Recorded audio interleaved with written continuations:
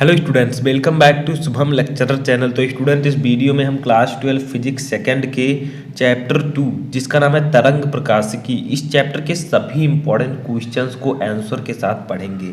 यानी कि इस वीडियो में हम इस चैप्टर के बहुविकल्पीय से विस्तृत उत्तरीय तक जितने भी इंपॉर्टेंट क्वेश्चन हैं उनको पढ़ने वाले हैं। तो स्टूडेंट, इससे पहले मैंने आपको किरण प्रकाशिकी का वीडियो मैं प्रोवाइड करा चुका हूं, जिसमें मैंने आपको बहुविकल्पी, अति लघु उत्तरीय, लघु उत्तरीय और विस्तृत उत्तरीय प्रश्नों को बताया था। ठीक है, तो इस वीडियो में भी हम तरंग प्रकाशिकी के बहुविकल्पीय, अति लघु उत्तरीय, लघु उत्तरीय और विस्तृत उत्तरीय प्रश्नों को पढ़ेंगे और इसमें से आपको बहुविकल्पीय और अति लघु उत्तरीय का आंसर भी दिया जाएगा। तो वीडियो को लास्ट तक देखते रहें ताकि ये चैप्टर आपका क्लियर हो जाए और आपको ये भी पता चल जाए कि इस चैप्टर में कौन कौन से क्वेश्चन इंपॉर्टेंट हैं। तो देखिए, सबसे पहले आता है बहुविकल्पीय प्रश्न, जिसे हम कहते हैं ऑब्जेक्टिव क्वेश्चंस। ये कुछ इस प्रकार से पूछे जाएंगे, निम्न में से किस रंग के प्रकाश का वेग जल में सबसे अधिक है। 4 ऑप्शंस दिए रहेंगे जिसमें से एक सही होगा, आपको सही ऑप्शन लिखना होगा। ठीक है, तो देखिए, निम्न में से किस रंग के प्रकाश का वेग जल में सबसे अधिक है, यानी कि इसमें से कौन सा ऐसा रंग है जिसके प्रकाश का वेग जल में सबसे अधिक है। फर्स्ट है लाल, सेकंड है पीला, थर्ड है हरा और फोर्थ है बैगनी।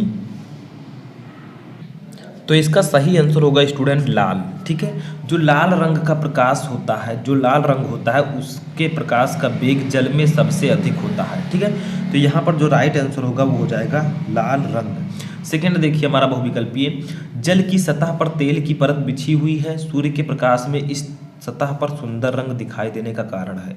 यानी कि जल की सतह पर जो है तेल की परत है। ठीक है, अब सूर्य का प्रकाश जब आता है तो इस सतह पर सुंदर रंग क्यों दिखाई देता है।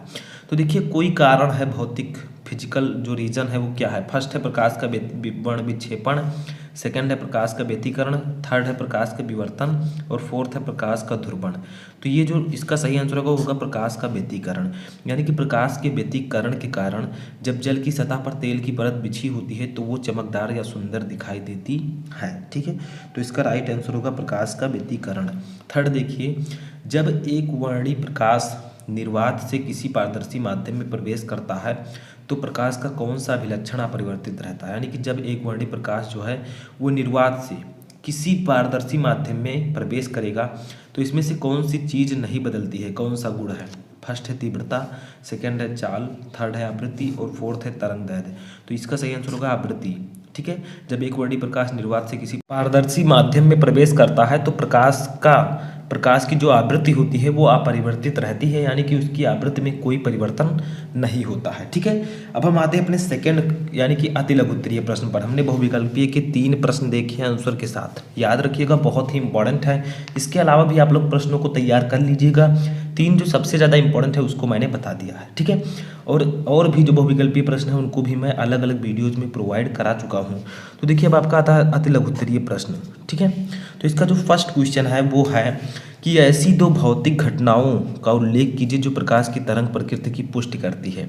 यानी कि ऐसी कौन सी 2 भौतिक घटनाएं हैं जो यह प्रदर्शित करती हैं कि प्रकाश जो होता है वो तरंग प्रकृति की होती है। ठीक है, तो ये आपका हो जाएगा व्यतिकरण। मैं आपको पहले भी पढ़ा चुका हूँ व्यतिकरण। ठीक है, उसके प्रकार भी बता चुका हूँ, संपोषी, विनाशी। तो ये आप लोग जाकर देख सकते हैं, व्यतिकरण तथा विवर्तन। ये 2 ऐसी भौतिक घटनाएं हैं जो यह प्रदर्शित करती हैं कि प्रकाश जो होती है उसकी प्रकृति तरंग प्रकृति की होती है। ठीक है, यानी कि ये ऐसी 2 भौतिक घटनाएं हैं जो प्रकाश की तरंग प्रकृति की पुष्टि करती हैं। ठीक है, तो एक फर्स्ट क्वेश्चन था। सेकंड क्वेश्चन है हमारा, ये एक न्यूमेरिकल है। ठीक है, जो कि मोस्ट इंपॉर्टेंट है। न्यूमेरिकल क्या है कि समान आवृत्ति वाली 2 तरंगों के आयामों का अनुपात 5:3 है। इनके अध्यारोपण से उत्पन्न परिणामी तरंग की अधिकतम तथा न्यूनतम तीव्रताओं का अनुपात ज्ञात कीजिए। तो ये बहुत ही सिंपल है, सिर्फ फार्मूला आपको समझना है, आप आसानी से सॉल्व कर लेंगे। तो देखिए, क्या दिया गया है कि समान आवृत्ति की 2 तरंगे हैं जिनके आयामों का अनुपात, ठीक है, 5:3 है। इनकी अधिकतम और न्यूनतम तीव्रता आपको ज्ञात करनी है। तो देखिए, आयाम को हम लोग डिनोट करते हैं ए से। तो 2 तरंगे हैं तो A1 अनुपात A2। 2 तरंगों का जो आयामों का अनुपात है वो है 5:3। ठीक है, यानी कि ये पहली तरंग का आयाम है, ये दूसरी तरंग का है। A1 A2 से हमने डिनोट कर दिया। ठीक है, इसे हम लोग लिख सकते हैं A1/A2। ठीक है, सेम है, यानी कि बात एक ही है। इक्वल टू 5:3 को 5/3 लिख सकते हैं, ठीक है, आपको पता होगा ये। अब देखिए यहाँ से हम A2 की वैल्यू निकाल लेते हैं, तो इसके लिए हमें तिरछा गुणा करना पड़ेगा, मल्टीप्लाई। तो तिरछा गुणा करेंगे तो 5A2 इसका इससे होगा और इसका इससे होगा, इक्वल टू 3A1, ठीक है। अब देखिए A2 की वैल्यू यहाँ से निकाल लीजिए, A2 इक्वल टू 3A1/5, ठीक है। अब हमें करना क्या है, सिर्फ फार्मूले को लगाना है। हमें ज्ञात करना है अधिकतम तथा न्यूनतम तीव्रता। तो देखिए तीव्रता को हम लोग डिनोट करते हैं आई से, कैपिटल आई से। अब अधिकतम ज्ञात करना है तो आई मैक्सिमम लिख देंगे, मैक्स, ठीक है, शॉर्ट फॉर्म। और न्यूनतम ज्ञात करना है तो आई मिनिमम लिख देंगे, MIN, मिन, ठीक है।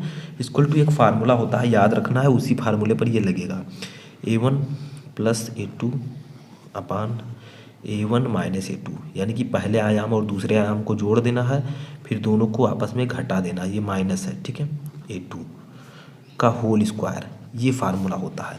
अब देखिए इसी पर हम वैल्यू को रख देते हैं, A1 ऐसे ही रहने देना है और A2 की वैल्यू अभी हमने ऊपर निकाली है 3A1/5, तो प्लस 3A1/5 और अपान सेम वही यहाँ पर भी हो जाएगा, A1 माइनस हो जाएगा 3A1/5। अब इसका कर देंगे हम होल स्क्वायर पूरे का, ठीक है, होल स्क्वायर। बहुत ही सिंपल है, बस आपको फार्मूला समझना है। अब देखिए इसको जब हम गुणा करेंगे तो यहाँ पर 1 होता है, 5 का 5 पहले हम 5 का एलसीएम निकालेंगे तो 5 आएगा।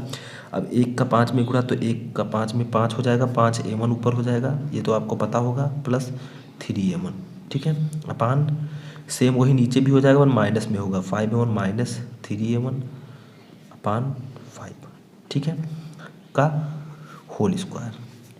अब यहाँ से आपको एक चीज़ ध्यान देना है, यहाँ से जो आपका जब आप सॉल्व करेंगे तो मैं साइड में कर देता हूँ, तो 5 और 3 जोड़ेंगे तो कितना हो जाएगा 8, तो 8A1/5 और अपान 5 में से 3 जाएगा तो कितना बचेगा 2A1/5, इसका होल स्क्वायर, ठीक है। जब हम सॉल्व कर लेते हैं, देखिए ये जो सबसे ऊपर है इसका गुणा होगा सबसे नीचे वाले से 5 से, और ये जो इसके नीचे है 5 का गुणा 2A1 से होगा, ये आपको पता होगा।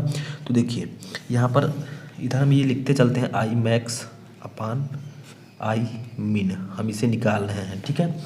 अब देखिए सबसे ऊपर का सबसे नीचे से तो 8A1/5 अपान 2A1/5, देखिए इसका इससे होगा, ऊपर वाले का सबसे नीचे से, इसका होल स्क्वायर हो जाएगा। 5 से 5 यहाँ से काट देंगे हम, ठीक है, तो हमारा बचेगा क्या, तो हमारा बचेगा 8A1/2A1 का होल स्क्वायर, ठीक है। अब देखिए इसका स्क्वायर कर देते हैं, तो 8 का स्क्वायर करेंगे तो 8 × 8 = 64, A1/2 का स्क्वायर करेंगे तो 2 × 2 = 4 A1, ठीक है, काट देंगे, A1 से A1 कट जाएगा और 4 का 16 × 4 = 64। तो फाइनली जो आपका आया यहाँ पर आई मैक्स अपान आई मिन इक्वल टू, यानी कि अधिकतम तीव्रता और न्यूनतम तीव्रता 16/1। तो इसे अगर हम लिखें, ठीक है, अनुपात में, तो आई मैक्स अनुपात आई मिन इक्वल टू 16:1, ठीक है। तो ये आपका आ जाएगा आंसर। तो इसी प्रकार से आपको लगाना है, सिर्फ ये वाला फार्मूला याद रखना है, बस सब कुछ समझ में आ जाएगा। ये फार्मूला मोस्ट इम्पॉर्टेंट है, ठीक है, समझ में आया। तो अब हम चलते हैं अपने तीसरे क्वेश्चन की ओर। तो देखिए तीसरा क्वेश्चन जो है, ये एक क्वेश्चन है कि अध्यारोपण का सिद्धांत लिखिए, यानी कि तरंग का जो अध्यारोपण होता है उसका सिद्धांत क्या है, ठीक है। तो देखिए इसका सिद्धांत जो है उसको पढ़ना पड़ेगा ध्यान से। बस किसी माध्यम में, मान लीजिए कोई माध्यम है, 2 या 2 से अधिक प्रगामी तरंगे एक साथ परंतु एक दूसरे की गति को बिना प्रभावित किए चल सकती हैं। यानी कि किसी माध्यम में 2 या 2 से अधिक तरंगे, प्रगामी तरंगे एक साथ और बिना एक दूसरे को की गति को प्रभावित किए चल सकती हैं। अतः माध्यम के प्रत्येक कण का किसी क्षण परिणामी विस्थापन दोनों तरंगों द्वारा अलग अलग उत्पन्न विस्थापन के सदिश योग के बराबर होता है। इस सिद्धांत को अध्यारोपण का सिद्धांत कहते हैं। अब इसे आप लोगों को याद करना पड़ेगा, थोड़ा सा समझना पड़ेगा, ठीक है, बस, क्योंकि इसका कोई ट्रिक नहीं है। तो क्या कहा गया है कि कोई माध्यम है, उसमें 2 या 2 से अधिक प्रगामी तरंगे एक साथ परंतु एक दूसरे को गति को बिना प्रभावित किए चल सकती हैं। अब माध्यम के प्रत्येक कण, माध्यम में कण उपस्थित होंगे का किसी क्षण परिणामी विस्थापन दोनों तरंगों द्वारा अलग अलग उत्पन्न विस्थापनों के सदिश योग के बराबर होता है। इस सिद्धांत को हम अध्यारोपण का सिद्धांत कहते हैं। ठीक है, तो आपको इसी प्रकार से पढ़ना होगा। अब चलिए देखते हैं अपने अगले टॉपिक को। तो अगला हमारा है इस चैप्टर से इम्पॉर्टेंट लघु उत्तरीय प्रश्न, यानी कि कौन कौन से क्वेश्चन लघु उत्तरीय में इससे इम्पॉर्टेंट है इस चैप्टर से। तो फर्स्ट है प्रकाश के व्यतिकरण से क्या तात्पर्य है, इसके लिए आवश्यक प्रतिबंध क्या है, यानी कि प्रकाश का व्यतिकरण क्या होता है। तो इसको मैं ऑलरेडी आपको पढ़ा चुका हूँ। आप सर्च करेंगे कि प्रकाश का व्यतिकरण शुभम लेक्चरर, तो आपको वीडियो मिल जाएगा। सेकेंड देखिए तरंगों के संपोषी तथा विनाशी व्यतिकरण के लिए आवश्यक शर्तें बताइए, यानी कि जो मैंने आपको तरंग व्यतिकरण के प्रकार बताए थे, संपोषी और विनाशी दो प्रकार होते हैं। ठीक है, तो इन दोनों को मैं आपको ऑलरेडी बता चुका हूँ, उसको भी जाकर आप देख सकते हैं। तीसरा है आपका माइलस का नियम लिखिए, ये क्वेश्चन भी इम्पॉर्टेंट है। ठीक है, तो ये लघु उत्तरीय में 3 क्वेश्चन आपके इम्पॉर्टेंट हैं। अब लास्ट हमारा टॉपिक आता है विस्तृत उत्तरीय प्रश्न, यानी कि इस चैप्टर से कौन से लॉन्ग क्वेश्चन इम्पॉर्टेंट हैं। अब इससे एक ना एक लॉन्ग क्वेश्चन पूछा जाता है। ठीक है, जरूर। तो देखिए फर्स्ट है तरंगाग्र किसे कहते हैं, हाइगेंस की द्वितीयक तरंगिकाओं का सिद्धांत लिखिए। तो ये क्वेश्चन मैं आपको ऑलरेडी प्रोवाइड करा चुका हूँ, लिंक आपको डिस्क्रिप्शन में मिल जाएगा या फिर आप सर्च करके देख सकते हैं। सेकंड देखिए हाइगेंस तरंग सिद्धांत के आधार पर प्रकाश तरंगों के अपवर्तन की व्याख्या कीजिए, ये भी मोस्ट इंपॉर्टेंट है, यानी कि हाइगेंस के तरंग सिद्धांत के आधार पर आपको प्रकाश के अपवर्तन की व्याख्या करनी है।